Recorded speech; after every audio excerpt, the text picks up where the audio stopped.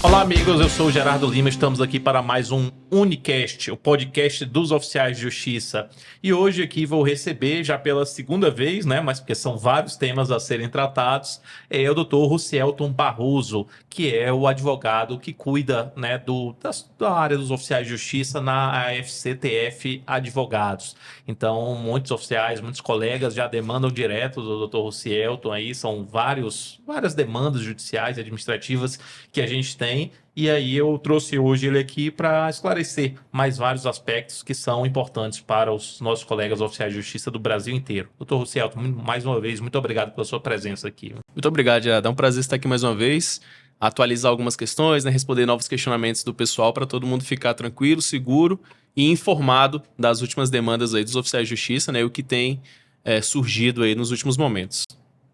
Uma palavra até que você já usou agora é seguro, né? Ficar seguro. E aí eu vou começar tratando de um tema que traz muita insegurança para os oficiais de justiça, que é a questão dos processos administrativos disciplinares. Infelizmente, a gente vê muitos processos irregulares, processos abertos sem que haja uma motivação idônea para tanto. Então, eu queria que você falasse um pouquinho, assim, você atua muito nos processos dos colegas do país inteiro, tanto na parte anterior, né, aquela parte ali a investigativa, ali naquela fase do inquérito, né, por analogia, como na fase mesmo quando é instaurado o processo administrativo disciplinar. Quais são as principais questões que estão gerando esse tipo de demanda com os oficiais de justiça? Entendi, Gerardo. As questões assim, mais corriqueiras são justamente relacionadas com os prazos de cumprimento, né? Algum problema material ali na certificação da diligência.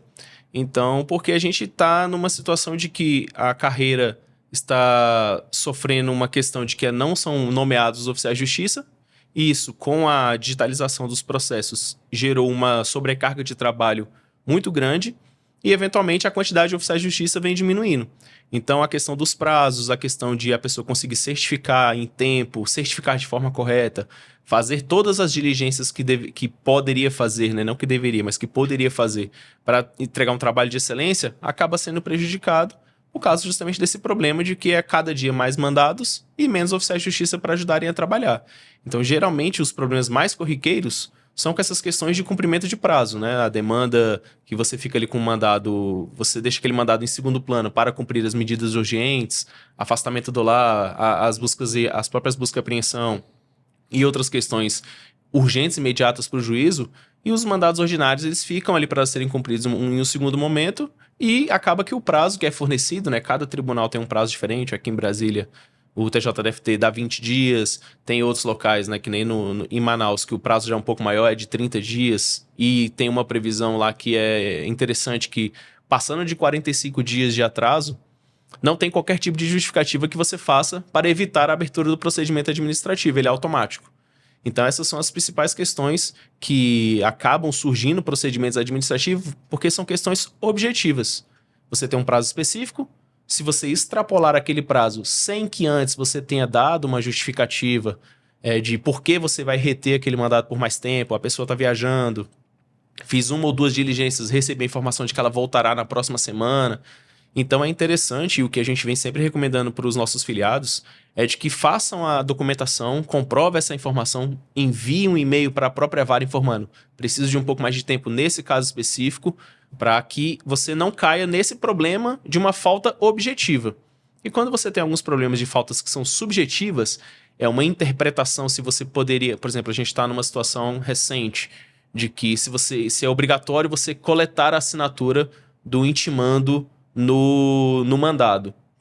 Com o advento da pandemia, várias normativas surgiram que acabaram eximindo o oficial de justiça dessa obrigação, que a gente entende que é totalmente pertinente, porque o oficial de justiça tem a fé pública. Então, se ele está informando que ele cumpriu aquela diligência daquele modo, daquele momento, naquele dia, isso tem, por si só, a prevalência de validade dentro do judiciário. Pode vir a ser questionado por alguma outra prova em contrário, mas ela vale. Então, agora, em tese, o fim da pandemia voltou essa obrigatoriedade, a gente entende que ela é desnecessária, burocrática, expõe os servidores públicos, oficiais de justiça, em demasia dentro dos presídios a se exporem a outros tipos de doença, né? Porque a gente ficou muito em voga a questão da Covid, mas tem diversos outros tipos de doenças infecciosas que circundam livremente dentro dos presídios, e você expondo o oficial de justiça a ter que ter contato com todos os réus que ele vai intimar dentro de um presídio, ele pode vir a acabar contraindo.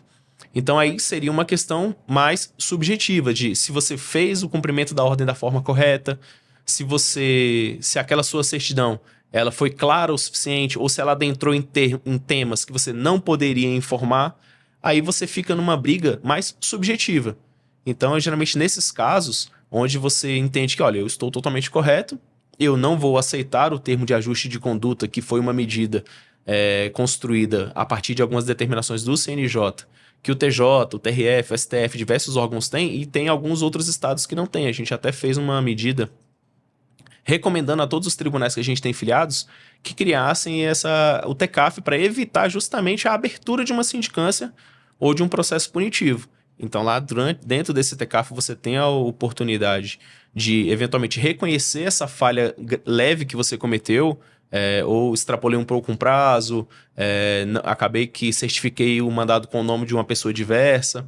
Você reconhece que cometeu essa falha durante a primeira falha durante toda a sua carreira, uma falha isolada, e você consegue firmar esse termo de ajuste de conduta, evita a abertura de um processo investigativo, evita a aplicação de uma advertência, e você continua com a sua ficha ali intacta, né? Então, essas são as principais questões subjetivas, que é quando a gente enfrenta o judiciário, porque a gente entende que a gente tem razão, que aquela conduta, mesmo que seja considerado um desvio, ela é motivada por alguma questão acessória, ou eu estava numa sobrecarga de trabalho, ou não me foram dadas as ferramentas necessárias para eu cumprir aquele mandado, ou a minha reclamação, ou o meu pedido de esclarecimento ao juízo é absolutamente pertinente, e mesmo assim é entendido que você não teria ali comprovado ou se eximido da culpa, e você acaba sendo responsabilizado. Então, geralmente, quando você passa por uma situação de ter uma responsabilização funcional,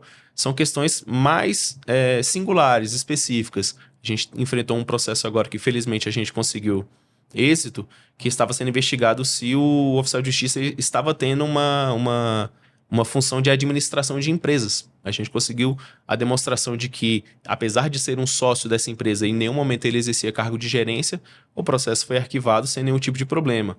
Um outro problema lá, especificamente em Manaus, uma discussão entre um oficial de justiça e o juiz. O juiz entendeu que o oficial de justiça tinha faltado com respeito à urbanidade e ia abrir um procedimento administrativo contra ele. A gente conseguiu demonstrar de que a conduta foi totalmente reta, de que ele estava se sentindo perseguido, estava num ambiente de assédio moral, que é uma outra acusação que a gente vem enfrentando justamente nesses outros estados, né? Basicamente no interior, na Bahia, no Manaus, no Amapá. Os oficiais de justiça estão reclamando bastante dessa pressão, desse assédio que vem sofrendo, e uma abertura sucessiva de procedimentos administrativos que não tem nenhum fundamento. Então, cada lugar do Brasil tem uma realidade diferente.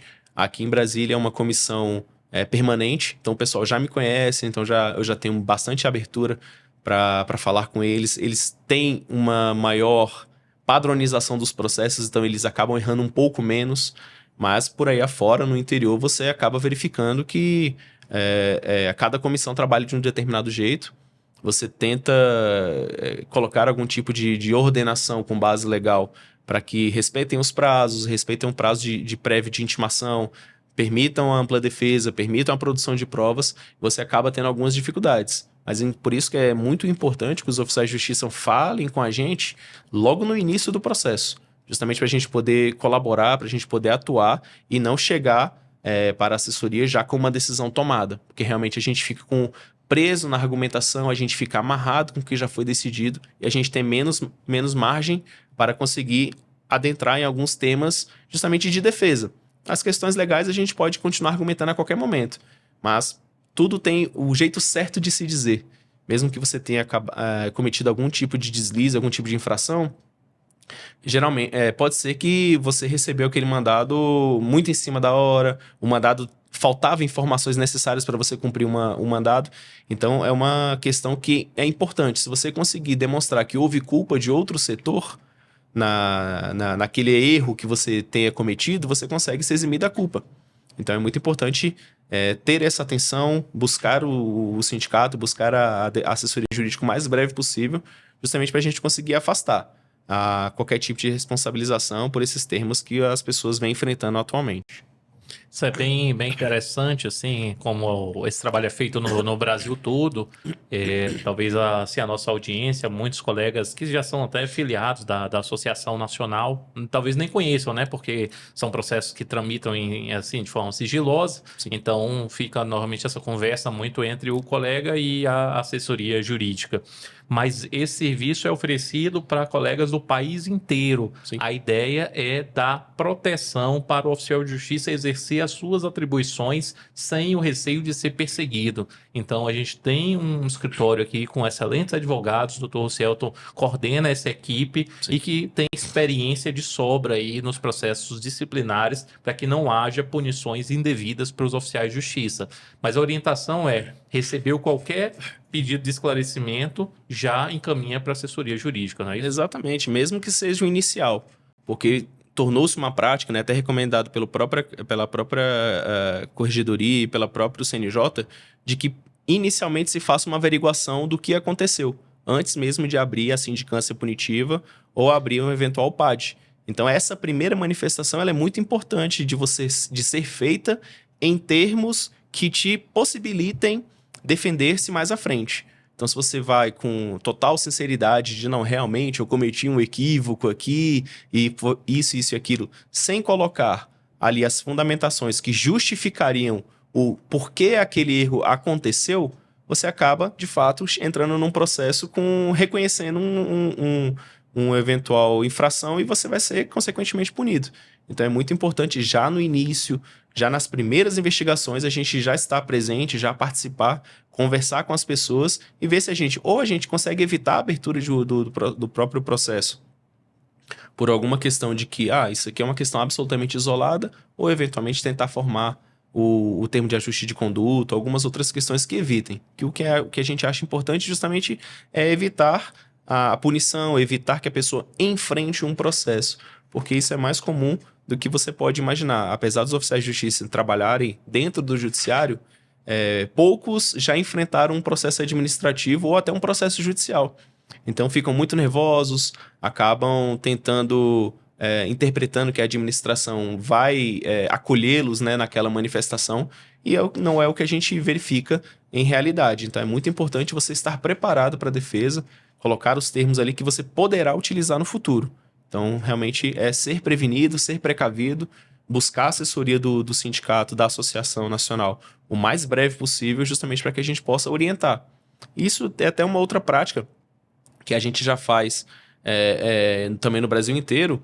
Ele está com uma ordem específica, está ali cumprindo a ordem, ou vai cumprir, está com alguma dúvida, liga para a gente, fala assim, olha, aqui o caso é esse e esse, qual é o melhor caminho? Então, a gente faz as recomendações para suscitar dúvidas, para restituir um mandado depois de fazer alguma determinada diligência, ou mandar um e-mail para a vara, ligar para a vara, documentando quem foi que você falou, justamente para proteger o oficial de justiça. Pessoal, eu estou cumprindo uma ordem, essa ordem está deficitária, então eu estou me cobrindo de todas as autorizações, eventualmente, e ciência das autoridades, para que eu faça a diligência e, posteriormente, eu não venha a ser responsabilizado por ela. A gente já viu isso acontecendo diversas vezes aqui em Brasília, dando certo. Você apresenta a suscitação da dúvida, o juiz explica o que ele queria exatamente com aquele mandado e você cumpre. Ou você cumpriu uma medida específica naquela região, acabou se degladiando ou tendo algum tipo de desentendimento com a parte, então a gente já fez pedido de redistribuição de mandados aqui depois do prazo. Falar, olha, eu tenho um problema, essa pessoa me tem como um inimigo, então eu não gostaria de cumprir mais uma ordem porque eu temo pela minha integridade. Então a gente fez isso por um servidor aqui em Brasília, um pedido de suspeição ou um pedido de impedimento pelo próprio oficial de justiça para que ele não cumprisse aquela ordem. A corregedoria atendeu, acolheu, entendeu a situação do oficial de justiça, acabou redistribuindo aquele mandado para outra pessoa porque já tinha um histórico de problemas com aquele administrando específico. Então, é muito importante. A atividade ela não é repetitiva, né? Por mais que as pessoas imaginem que ela é repetitiva, a cada dia você sai para enfrentar e vive situações diferentes.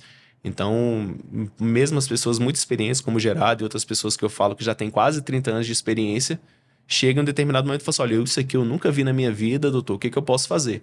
A gente tenta ali prestar assessoria por telefone, por e-mail, o mais breve possível, para que a pessoa possa se proteger de, eventualmente, uma responsabilidade funcional, que é o que a gente quer preservar, né? A carreira de vocês, as progressões, não ter nenhum tipo de problema em toda a sua carreira, aposentar com honras, com glórias, que é o que a gente pretende que os oficiais de justiça consigam.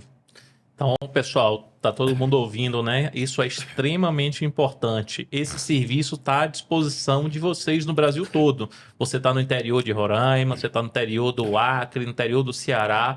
Esse serviço de advocacia para proteger os oficiais de justiça está à sua disposição. Basta entrar em contato aqui nos canais que a gente, né, oferece ali, né? É um contato muito rápido, né? Não só com o Dr. Rocielto, como os outros advogados também do escritório. Tudo com o intuito de evitar que o oficial de justiça seja perseguido e punido indevidamente. Inclusive, a gente vê muitas situações de processos disciplinares em um contexto de assédio moral. Né, os processos são utilizados ali para pressionar o servidor. Você tem visto essa experiência, né, de assim, o servidor já está recebendo uma quantidade de mandatos incompatível, né, já está recebendo novas atribuições que agora, né, se entrou na moda, né, digamos assim, criarem novas atribuições para os oficiais de justiça sem dar a estrutura necessária, e o oficial, quando começa a se contrapor, porque não tem condições de cumprir tudo aquilo que está sendo ordenado, o oficial é vítima de um processo disciplinar? Sim, a gente tem pelo menos 2 casos bem claros e recentes de acontecimento disso, de um ambiente de assédio moral e abertura de investigações ou uma cobrança excessiva por meio desses canais agora que estão sendo utilizados, como o Teams, o próprio WhatsApp, né, que a vara consegue cobrar diretamente o oficial de justiça, o próprio juiz. Então a gente enfrentou essas 2 questões em Manaus e uma outra na Bahia. A Bahia, do que a gente tem de informação, foi pioneira baixou uma portaria com uma criação excessiva de medidas, pegou diversas medidas que eram executadas pela vara e passou diretamente para os oficiais de justiça. Então, o oficial de justiça na Bahia, na Justiça Federal da Bahia, ele tem que fazer pesquisa de todos os endereços disponíveis na justiça do citando.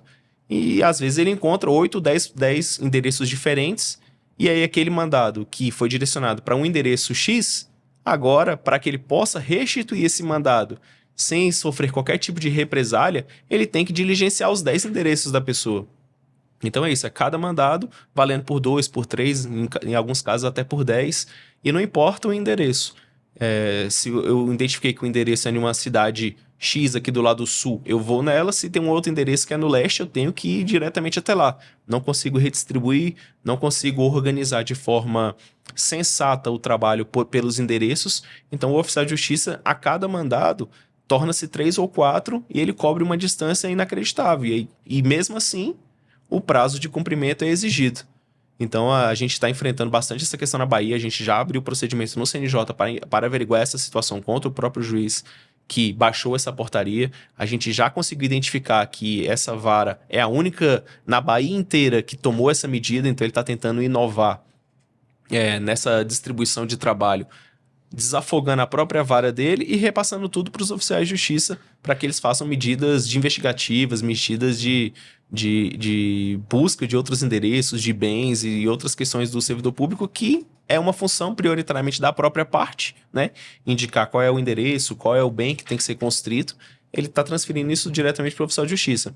E lá em Manaus, a gente enfrentou um problema realmente inacreditável lá do juiz tentando abrir um processo disciplinar, porque as pessoas se atrasaram para uma reunião que eles nem foram convocados de forma correta. Então mandaram um e-mail para um determinado setor, que é composto, além dos oficiais de justiça, por outras 3 ou 4 categorias, os seguranças, o pessoal técnico lá de um determinado das varas, e não informaram que era uma reunião exclusiva de oficial de justiça. Sem essa informação, os oficiais de justiça não compareceram na reunião online e o juiz buscou, né, acabou que voltou atrás após a atuação da associação e o combate dos próprios oficiais de justiça, voltou atrás que ele tentou responsabilizar todo mundo que entrou com mais de 15 minutos de atraso na reunião. Então, a gente acabou fazendo denúncias contra esse próprio juiz, denúncias anônimas. A gente acabou buscando outras medidas e realmente reabriu o canal de diálogo. Ele voltou atrás, desarmou, viu que teria o combate, que teria ali uma resistência à conduta que ele estava praticando, então ele passou novamente também prezando pela sua própria responsabilidade funcional, a tentar voltar ao diálogo com os oficiais de justiça. Então a situação melhorou um pouco, né? Ainda não é a melhor situação, justamente porque ainda tem essa sobrecarga de trabalho, mas a situação de assédio, por enquanto, foi debelada, enquanto o CNJ e as outras entidades estão fazendo investigação. O juiz acabou recolhendo as armas, né? E agora a situação está melhor lá na situação funcional dos servidores está melhor. Não, muito bom. Bom, assim, quem quiser saber mais, precisar de qualquer atendimento nesse sentido, entre em contato conosco, né? O escritório está à disposição sem nenhum custo, né, para os nossos filiados, para o Brasil inteiro, em qualquer demanda que tiver. Houve um pedido de esclarecimento, é bom já passar para a assessoria jurídica. Doutor Lucielton, um segundo tema que os nossos filiados têm perguntado muito é a respeito dos 13,23%. Sim.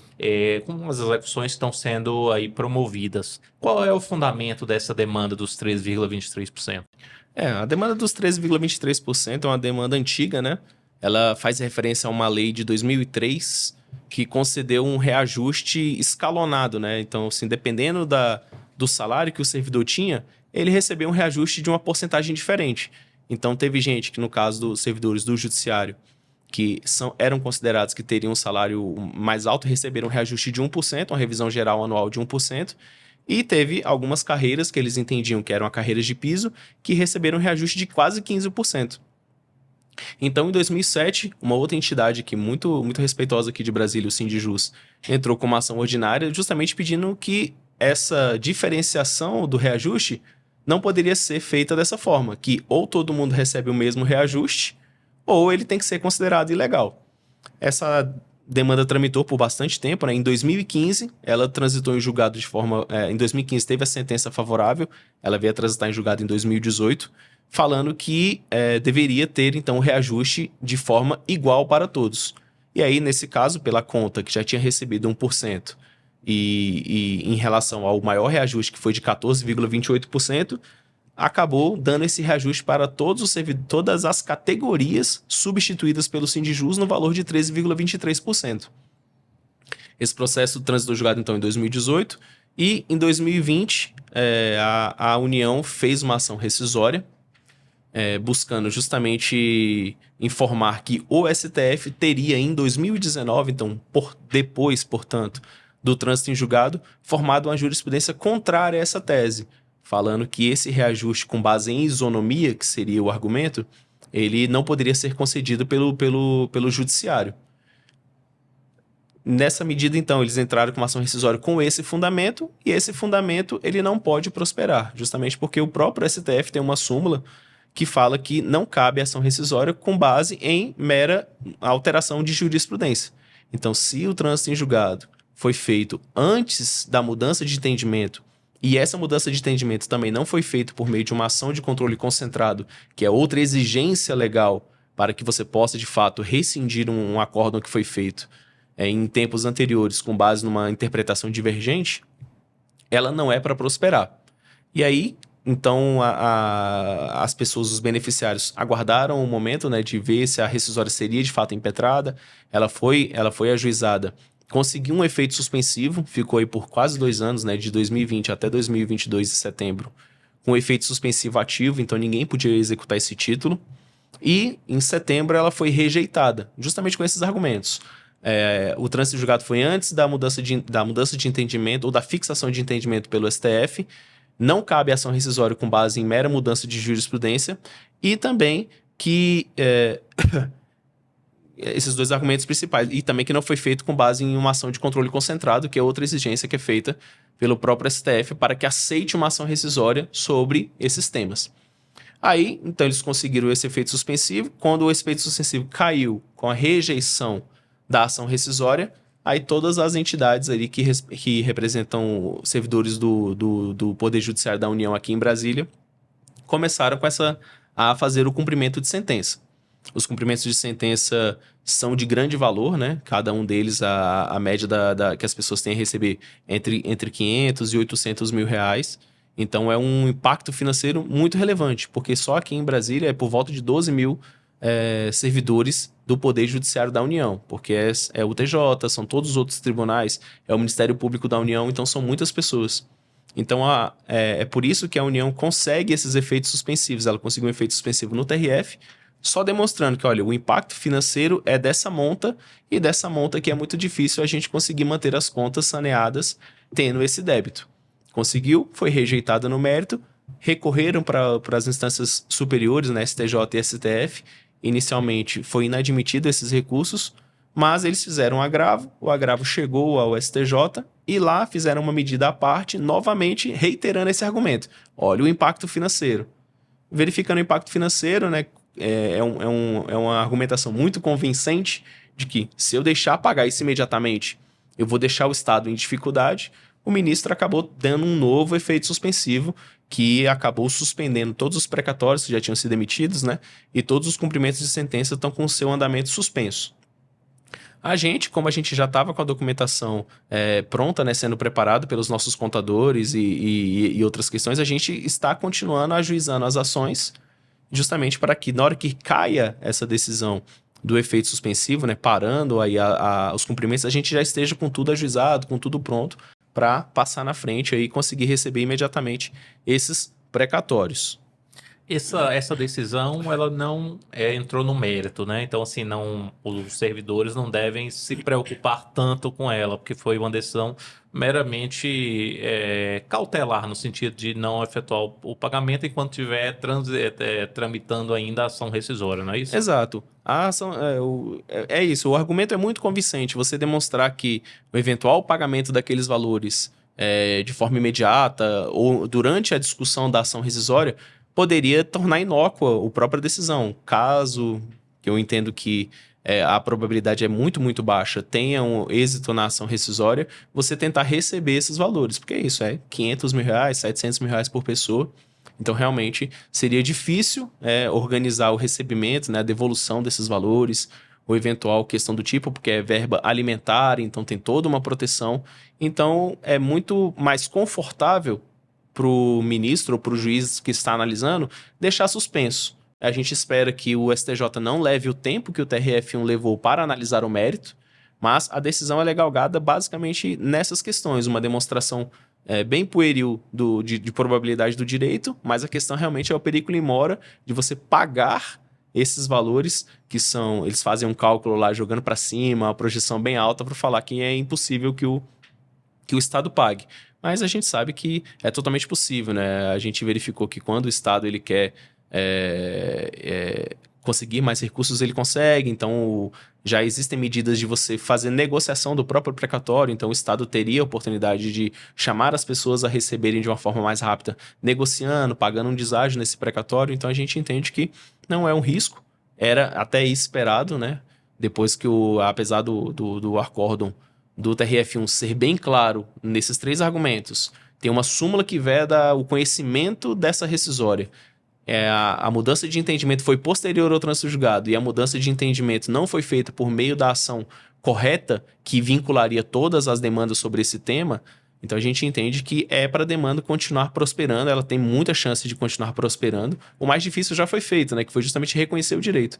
Agora, no momento do cumprimento, a gente tem menos abertura para discussão de mérito, menos abertura para discussão se aquilo deve ou não ser pago, porque a gente já tem um título executivo judicial transitado em julgado. Então agora é apenas uma fase de cumprimento que a gente entende aí que quem quiser fazer parte do nosso projeto, né, Gerardo? O sindicato está oferecendo... Cada entidade fez um determinado projeto para cumprir ali esse cumprimento de sentença. O sindicato, a gente preferiu contratar o nosso próprio contador justamente para tirar todo e qualquer custo da mão do filiado. Então, o filiado não paga contador, o filiado não tem que pagar eventuais custas judiciais. Felizmente, em todas as ações que a gente e os cumprimentos que a gente já fez, vem sendo deferido a gratuidade de justiça. Então, isso dá para a gente também maior segurança, maior confiança de que a gente pode discutir esse direito, mesmo que ainda esteja durante uma ação rescisória, com esses deferimentos de justiça gratuita, a gente verificando quais são os argumentos que estão levando ao indeferimento da rescisória, a gente entende que a segurança para tomar a frente e justamente isso, tirar os custos do oficial de justiça, dos nossos filiados, de que a gente confia tanto de que isso vai dar certo que a gente não precisa repassar o risco de qualquer tipo de custo para os próprios filiados. Então, a gente entende que essa questão dos cálculos é uma parte crucial no cumprimento de sentença, que é aí justamente onde acontece a impugnação, que é onde pode acontecer a demonstração de que houve um excesso naquele cálculo, e aí a pessoa pode ser condenada em sucumbência sobre aquele excesso. Então, a gente já viu algumas ações que pessoas que fizeram um cálculo sem acompanhamento de um profissional e deu ali um excesso de 40%, a gente já viu de 10%. A pessoa é condenada em sucumbência, mas dotada de gratuidade de justiça, essa cobrança fica suspensa. Não é que ela é proibida, ela fica por 5 anos suspensa e é dever da outra parte demonstrar que a situação mudou, a situação que gerou o deferimento da justiça gratuita alterou. Então, mesmo você dotado de justiça gratuita, pode vir a ser cobrado daquele valor que você foi condenado, desde que a outra parte consiga demonstrar de que agora você tem condições de pagar. Então, a gente entende que o nosso projeto, justamente pensando nessa questão da proteção do servidor, da proteção da categoria que a gente defende, me parece ser o projeto que dá mais segurança e retira integralmente esse ônus de risco que você tem para fazer um cumprimento de sentença de uma ação relevante, né, de um valor relevante por pessoa. Todos os servidores têm direito, mesmo aqueles que não eram filiados ao Sindijus à época, correto? Isso é uma discussão que já foi levantada até, de que eventualmente você deveria ser filiado ou deveria se filiar novamente para que você possa utilizar o título executivo. E não é assim, né? Como o Sindijus ele é um sindicato, ele tem a chamada representação extraordinária, né, prevista na Constituição. Então ele representa, na verdade, as categorias que lhe foram outorgadas ali pela carta sindical e também estão previstas no seu estatuto. Então você não precisa ser filiado, você só precisa pertencer ou ter pertencido, né? Se você é um período quebrado, ter pertencido às categorias que ele representa, que ele é um substituto processual. Justamente porque no título executivo não teve nenhum tipo de restrição, se valia só para filiados, se valia só para pessoas filiadas de tal a tal, ou só quem trabalhou de tal a tal período. O título executivo está absolutamente aberto. Então, mesmo que você tenha entrado no judiciário depois de 2003, você também pode receber referente aos períodos que você trabalhou. Então, não tem essa necessidade de comprovar que você era filiado antes do ajuizamento, ou que você em algum momento se filiou, justamente porque a sentença ela foi proferida da forma correta, né, que a gente entende correta. Em respeito à substituição extraordinária, ela vale para todas as categorias que o Sindijus representava na época lá do ajuizamento. Então, Ministério Público, todo mundo do Poder Judiciário da União, né? Tirando os juízes, né? E uma questão também, tirando os juízes, né? Todas essas pessoas são beneficiários desse título. O que você precisa fazer agora é individualizar o cumprimento. Então, você pega o título, pega as suas fichas financeiras, faz o seu cálculo e você entra com o cumprimento de sentença em seu próprio nome. E para os colegas dos outros estados, qual seria a perspectiva de executar? A gente já estudou isso recentemente, essa questão de você poder pegar um título coletivo de uma entidade estadual, né, feita em Brasília, porque tem uma discussão de que Brasília é o foro nacional da União. Então, todos os servidores públicos federais, mesmo que de outros estados, eles trabalham para o mesmo ente. E tanto que se você tiver qualquer tipo de problema com a União, você pode fazer tanto no seu estado, na Justiça Federal do seu estado, como você pode ajuizar em Brasília, mesmo que você não more aqui. Então tem uma discussão hoje sendo tratada no STJ para decidir se você consegue uma ação que foi ajuizada por um ente mesmo que regional, né, que é o caso do Sindijus, que ele era para ser apenas do DF, né? Tem uma discussão de alguns outros estados que ele poderia representar, que são ligados, mas em tese do DF. Uma sentença coletiva feita aqui, sendo um foro nacional de que qualquer outra pessoa que fosse do Poder Judiciário da União poderia utilizar essa sentença. Mas a gente ainda não tem segurança, porque ainda está sendo discutido no STJ, de que isso pode acontecer. Então, em razão justamente do valor acentuado de cada um desses cumprimentos e em tese desse risco ser assumido pela própria associação, a gente ainda não tem a política de fazer o cumprimento de sentença para quem nunca foi de Brasília. Se você em algum momento passou em Brasília, a gente está analisando essas questões de fazer ou esse período, ou o seu período inteiro, desde que você sempre tenha sido do Poder Judiciário da União. Então, nesse primeiro momento, não está sendo feito o cumprimento de sentença para o Brasil inteiro, apenas para ou quem é lotado no Distrito Federal, ou em algum momento foi lotado aqui. Não, maravilha. Outro tema que assim interessa para muita gente e assim tem vários colegas na expectativa. Sim. Se refere aos mandados de segurança para cobrar, né, a incorporação da GAGE como vencimento básico. Isso que houve um precedente lá em Minas Gerais, né? Então está buscando um caminho para beneficiar nossos colegas do país inteiro. Isso já foi promovido esses mandados de segurança foram impetrados pela Associação Nacional. Isso. E aí eu queria que você falasse um pouquinho, né, assim, qual é o propósito, né, quem vai beneficiar esses mandados de segurança caso sejam deferidos como a gente espera. Ótimo. Os mandados de segurança foram propostos pela entidade nacional, né, a associação, justamente porque a gente já tinha como sindicato uma sentença procedente ordinária, não é um mandado de segurança, mas já tem uma sentença procedente, e a gente verificou que seria mais viável, justamente com base nesse precedente do Citraeng, que foi obtido, que ele conseguiu a implementação imediata, junto com a sentença, por meio de um mandado de segurança da incorporação desses valores, e as pessoas estão recebendo, ou estavam recebendo até hoje de manhã, não recebi informação de que essa decisão caiu. Então a gente fez os mandados de segurança, analisamos o estatuto, né, analisamos os regimentos internos dos tribunais, e a gente verificou que todos os tribunais regionais do trabalho, de que eles possuíam termos de delegação que a implementação das rúbricas ficariam a cargo dos diretores gerais desses órgãos. E aí, nesse sentido, a gente conseguia fazer um mandado de segurança direto na primeira instância, que é justamente o que aconteceu lá no Citraeng.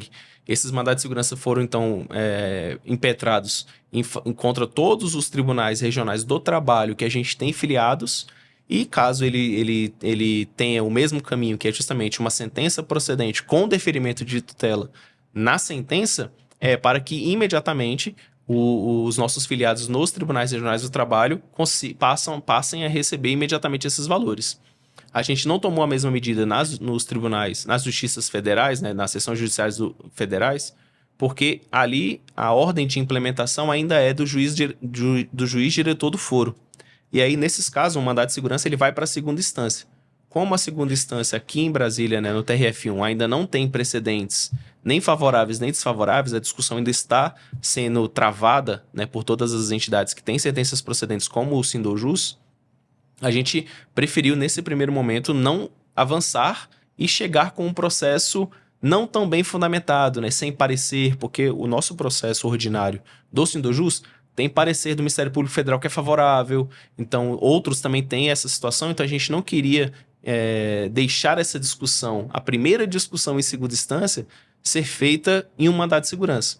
Então a gente fez inicialmente para os TRTs, justamente por causa dessa brecha regimental que eles possuem, delegando as atribuições ao diretor-geral daquele tribunal, então necessariamente é um juiz federal de primeira instância que analisa o mandado de segurança contra esses casos, e a gente fez, então, para todos eles. A tutela foi indeferida, já era o esperado, foi a mesma coisa que aconteceu no precedente de Minas Gerais, e a gente espera que agora na sentença, já tem alguns conclusos, né, são 5 mandados de segurança diferentes, a gente espera que agora saia a sentença ainda esse ano e implemente imediatamente, caso ela seja favorável.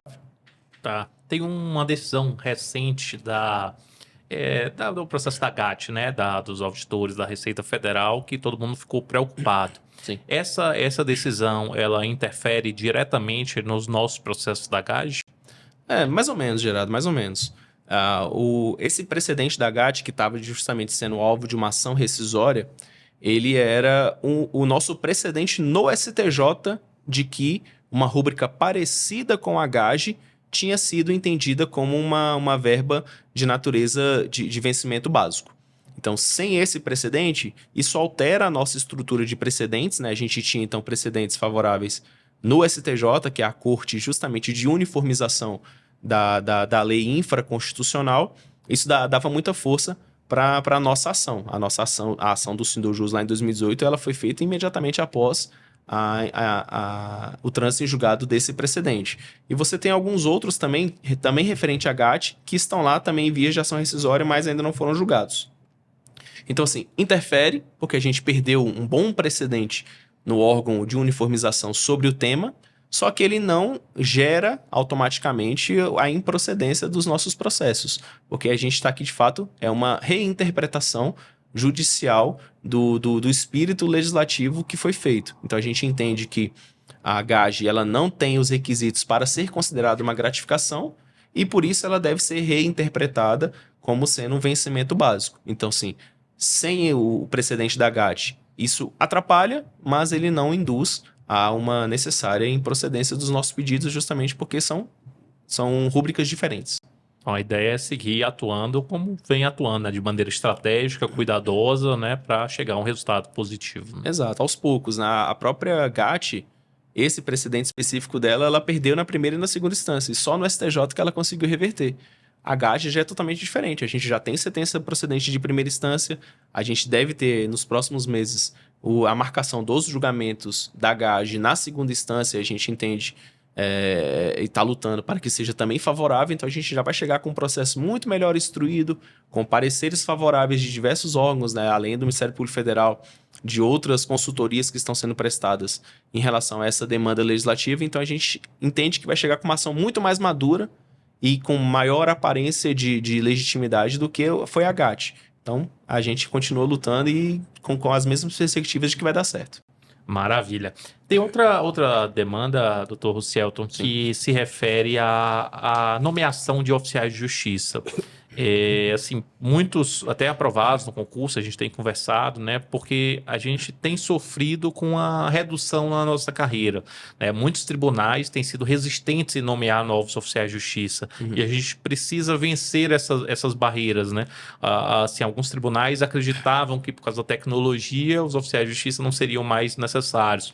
Mas isso não se vê na prática. A gente vê uma quantidade de mandados só aumentando. Inclusive, alguns tribunais têm nomeado oficiais ad hoc, o que demonstra claramente que há necessidade de nomeação de oficiais de justiça.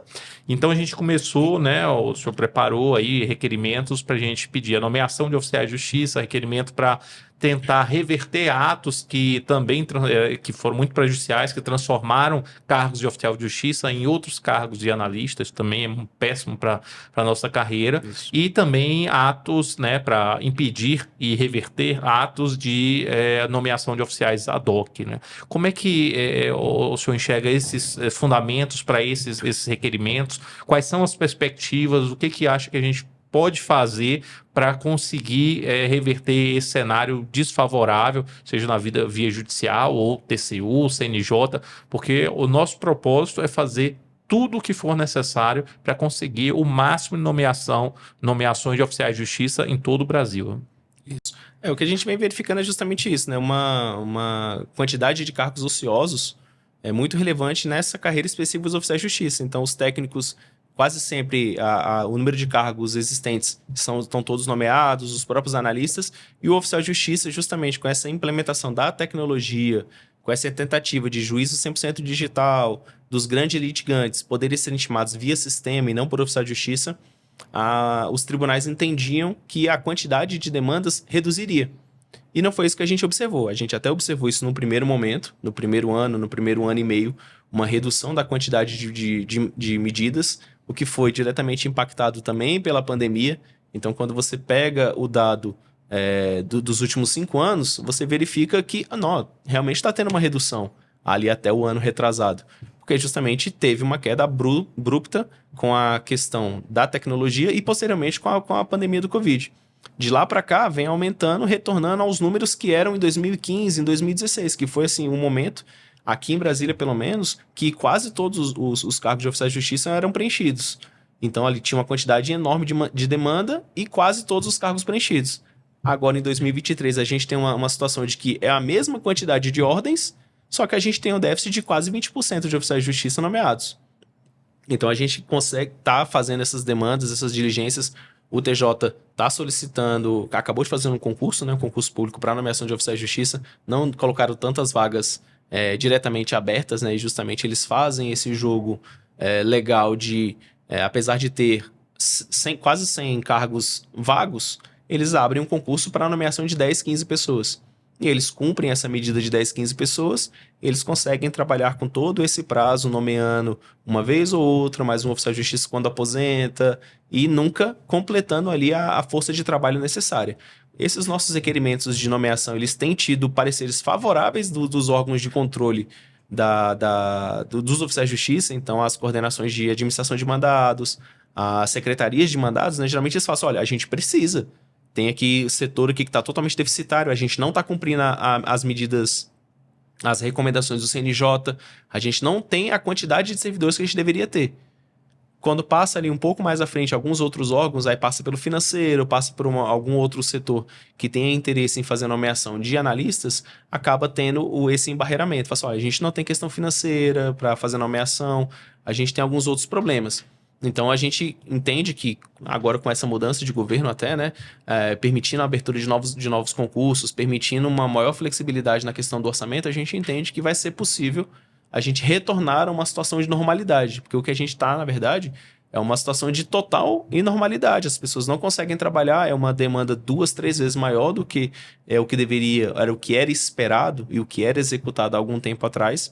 Então a gente está fazendo essas medidas e a gente tem eco dentro do próprio tribunal. As próprias organizações, os próprios órgãos de controle de administração têm total interesse em nomeação de mais oficiais de justiça, porque eles são indiretamente responsáveis também por atraso nos mandados, por atraso nos processos, por responsabilizações de alguma coisa que não venha a acontecer.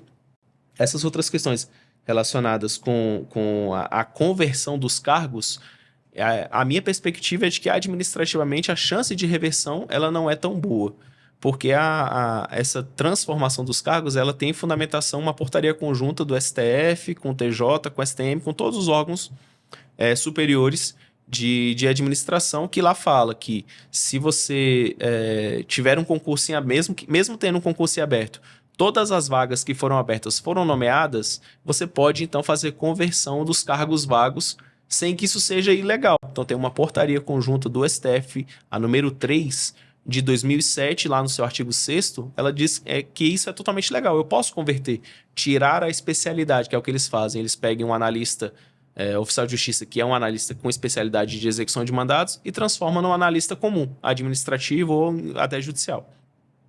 Então, administrativamente, a minha perspectiva é de que a gente não vai conseguir reverter porque tem a instrução, a portaria conjunta que autoriza. Então, é a medida que a gente já está preparando, né, justamente para a gente poder fazer judicialização dessa discussão, falando que isso aqui viola a dignidade da pessoa humana, viola a questão de trabalho, porque a gente consegue demonstrar estatisticamente uma sobrecarga de trabalho e, enquanto isso, as pessoas estão convertendo cargos que eram destinados a justamente fazer frente a esse trabalho aí sobre-humano que os oficiais de justiça têm que fazer. Então, a gente está preparando as medidas judiciais. A gente vai fazer reclamações junto ao CNJ.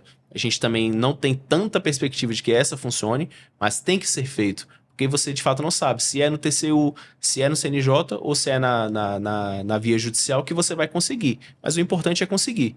Então, aqui a nossa perspectiva é ser totalmente aguerrida, a gente briga em todas as frentes, justamente para que, se o resultado for alcançado, não importa como foi, ou não importa quem conseguiu. O que importa é a gente conseguir melhorar aí a situação dos oficiais de justiça. Com certeza.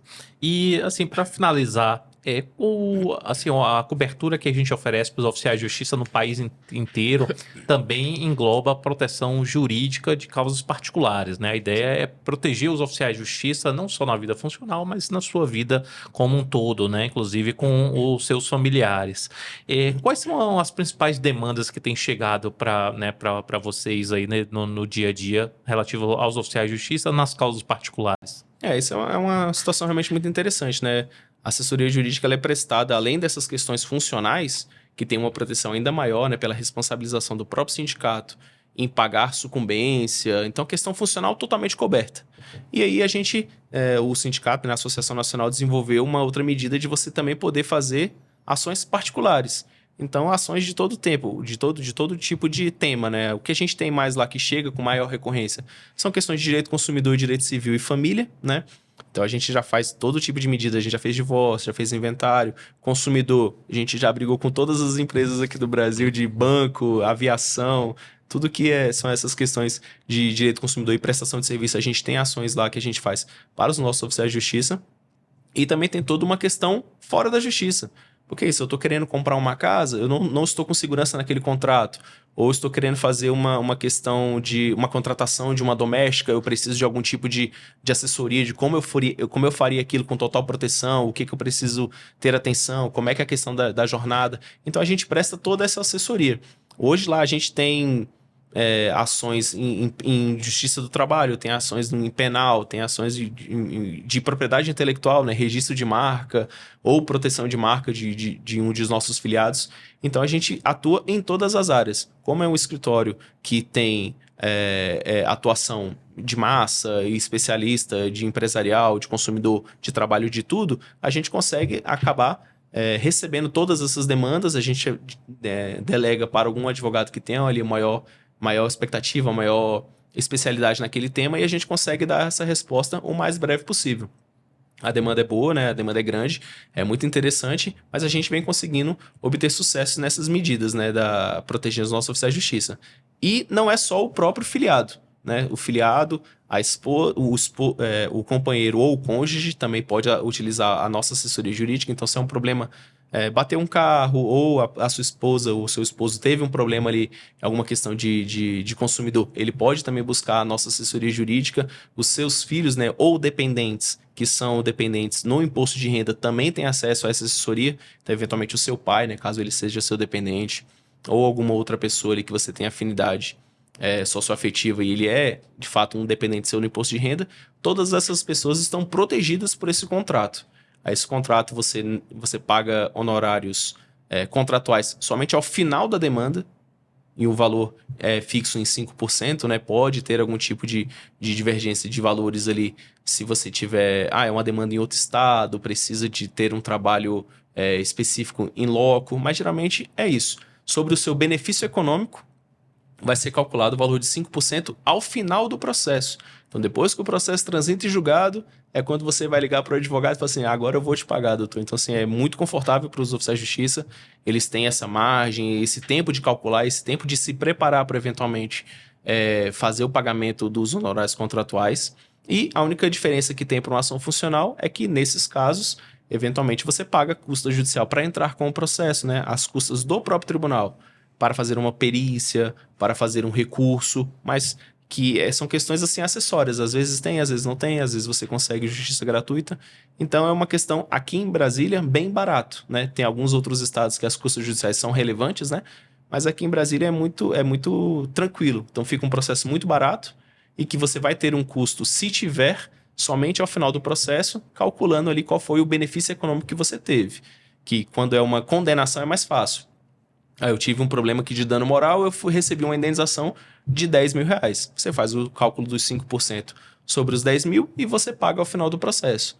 Mas tem outras questões, por exemplo, você está sendo cobrado indevidamente ou está sendo cobrado numa dívida que você de fato deve e a atuação jurídica gera ali um desconto importante naquela dívida, o 5% é calculado sobre essa diferença do que você deixou de pagar. Você tem um inventário, você tem um divórcio, o cálculo é feito sobre o patrimônio que vai ser dividido ou o patrimônio que ficou para o nosso filiado numa questão litigiosa. Então, na nossa visão, é uma proteção assim, muito relevante, né? E que, como ela se estende para toda a família, a gente deixa os nossos filiados assim, muito seguros, né? De que é com a gente que ele fala, o acesso ao escritório é muito simples, é muito fácil, né? Fala com o Gerardo passa nosso contato ou liga diretamente lá no escritório e consegue agendar com a gente o mais breve possível para a gente poder dar a resposta. Então, a gente entende que é uma proteção total, né? Tanto a questão funcional quanto a questão particular. Você sendo filiado à Associação Nacional e ao sindicato, você está totalmente protegido pela assessoria jurídica da FCTF Advogados, né? Que é reconhecido um dos grandes escritórios daqui de Brasília, né? Um dos maiores daqui de Brasília, e a gente tem representação em pelo menos outros 4 estados do Brasil, né? Em São Paulo, em Minas Gerais, no Paraná e no Rio de Janeiro. Então, assim, é muito importante. a gente poder fazer essa proteção integral dos oficiais de justiça. Eles são nossos amigos, né? A gente tem eles como em grande estima. Perfeito.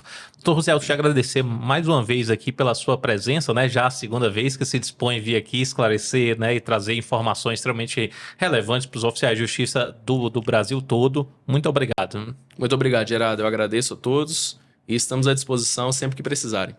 É isso aí, pessoal. Hoje conversei aqui com o Dr. Rucielton Barroso, o advogado que cuida da área dos oficiais de justiça na AFCTF Advogados, que trouxe vários esclarecimentos extremamente importantes para os oficiais de justiça do país inteiro. Muito obrigado a todos mais uma vez aí pela audiência. Um forte abraço. Até a próxima.